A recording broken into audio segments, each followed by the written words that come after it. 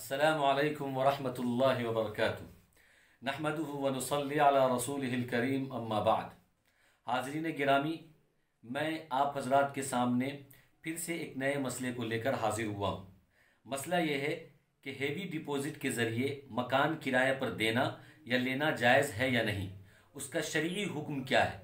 इसके शरई हुक्म को समझने से पहले ये समझना हमारे लिए ज़रूरी है कि हेवी डिपॉजिट किसको कहते हैं। हेवी डिपॉजिट ये है कि कोई किराएदार मकान मालिक को चंद साल के एग्रीमेंट पर कुछ भारी मोटी रकम एक मुश्त अदा करता है और उसके इवज में चंद साल उसके मकान में मुफ्त में रहता है या थोड़ी बहुत रकम देकर रहता है। और वो थोड़ी बहुत रकम ऐसी होती है कि वो उस मकान का उर्फ़ आदत के एतबार से, मार्केट के एतबार से वो उस मकान का किराया नहीं बनता।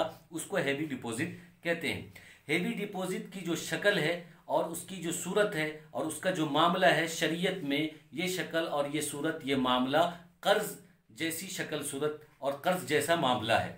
और कर्ज शरीयत में एक एहसान है और एक तबर्रो है, यानी कर्ज देने वाला कर्ज लेने वाले के किसी भी सामान से फ़ायदा हासिल नहीं कर सकता है।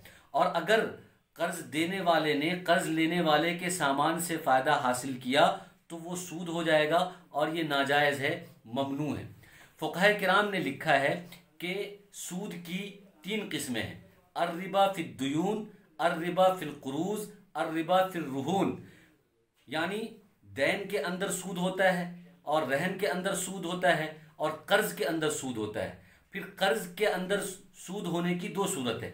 एक सूरत तो ये है कि कर्ज देने वाला जितना पैसा देता है उससे ज़्यादा पैसा वसूल करे, यानी 10,000 दिया तो 11 और 12,000 वसूल किया, तो ये भी सूद की एक किस्म है और ये नाजायज़ है, ऐसा करना सही नहीं है।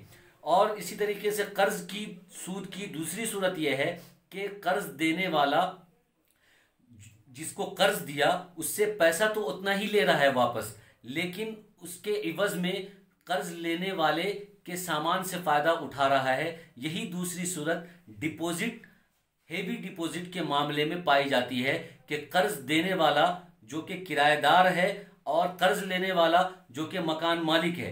तो किराएदार जब कर्ज दे रहा है चंद साल एग्रीमेंट पर, वो 4 साल हो या 5 साल हो, और कर्ज दे रहा है 4 लाख या 5 लाख रुपए का, तो मकान मालिक 4-5 साल के गुजरने के बाद जो एग्रीमेंट हुआ है उस साल के गुजरने के बाद मकान मालिक तो पूरा पैसा वापस कर देगा, लेकिन किराएदार मकान मालिक के मकान में 2 साल या 3 साल या 4 साल जो रहेगा ये मुफ्त में रहेगा या इतनी कम रकम में रहेगा कि वो रकम उस मकान का किराया नहीं बनता है उर्फ़ आदत के एतबार से या मार्केट के एतबार से।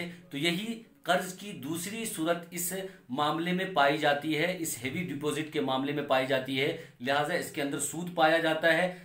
इसलिए फ़ुक़हा ने, उलमा ने हेवी डिपॉजिट के मामले को सूद का मामला करार दिया है और इसको ममनू करार दिया है, इसको नाजायज़ करार दिया है। इसलिए हेवी डिपॉजिट के मामले से बचना चाहिए और इस मामले को छोड़ना चाहिए, क्योंकि इसके अंदर सूद है। अल्लाह तबारक व तआला हम सबको अमल की तौफ़ीक़ अता फ़रमाए। आमीन व आखिर दावाना अनिल हम्दुलिल्लाहि रब्बिल आलमीन।